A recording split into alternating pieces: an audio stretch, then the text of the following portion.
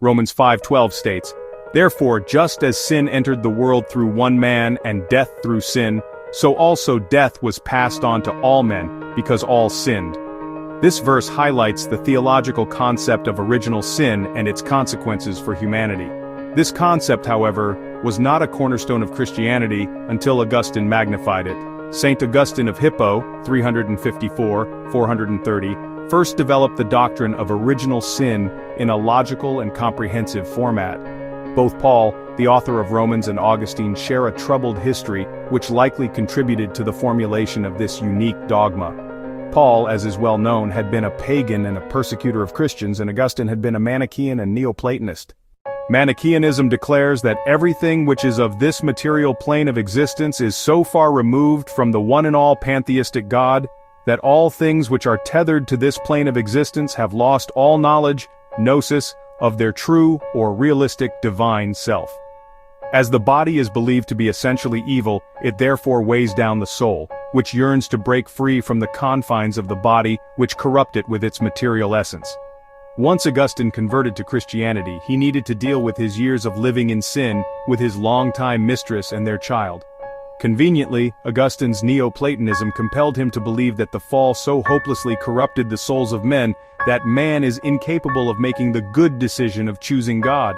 For Augustine, because sin is the very essence of our mortal being, the idea of original sin gave him a ready-made excuse for the follies of his youth and eventually offered him the possibility of redemption and the opportunity of paying penance in the form of indulgences to the treasury of merit, by which one is able to avoid venial sins in the future.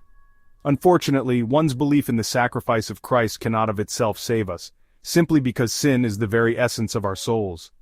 This concept is not only an unnecessary and incorrect interpolation, it is pervasive and destructive to the Western mind. For one thing, the text on which this concept of original sin is based is in fact completely opposed to the doctrine of original sin which Augustine formulated. Wherefore, as by one man sin entered into the world, and death by sin, and so death passed upon all men, for that all have sinned. Therefore, as by the offense of one judgment came upon all men to condemnation, even so by the righteousness of one the free gift came upon all men unto justification of life. For as by one man's disobedience many were made sinners, so by the obedience of one many shall be made righteous. Romans 5:12, 18, 19. In Augustine's doctrine of original sin, we are all condemned with little hope of salvation. That view contradicts the very gospel, good news, of Christ. Augustine's reading of that most famous scripture which was uttered by the beloved disciple requires some serious mental gymnastics. Scripture teaches that God so loved the world that he gave his only begotten Son. If Christ was truly given to us, then he has come all the way down from the lofty heights of heaven so that he might meet us where we need him. That is in flesh that is corrupted by original sin, for the doctrines of original sin and vicarious atonement go hand in hand. If one is to believe in one doctrine, one invariably believes in the other as well, simply because Augustine's Platonism determined that he must believe that as Adam's sin is transmitted to us by genetic inheritance. Given that Christ must somehow be quarantined from having this sin transmitted to him by taking upon himself our nature. This incarnation creates a dilemma. On the one hand, matter as inherently evil and therefore corrupt. On the other hand, Christ's human nature cannot be inherently evil and corrupt. This contradiction led to a host of other doctrines, first and foremost the confusing doctrine of the Immaculate Conception, which teaches that because she was not conceived in sin, when Mary, the mother of Jesus, was conceived, human nature but not original sin would be transmitted through her to Christ. I don't want to get bogged down in theology here.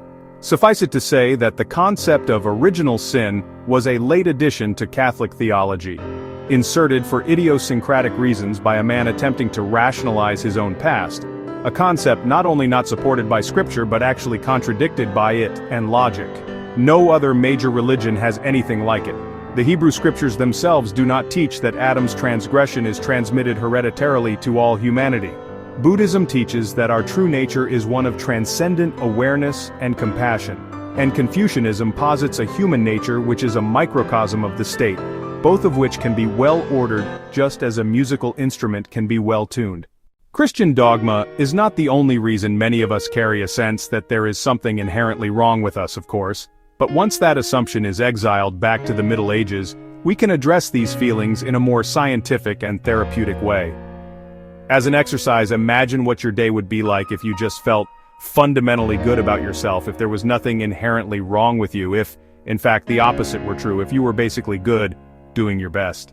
How much easier would it be to take life's speed bumps and even life's tragedies?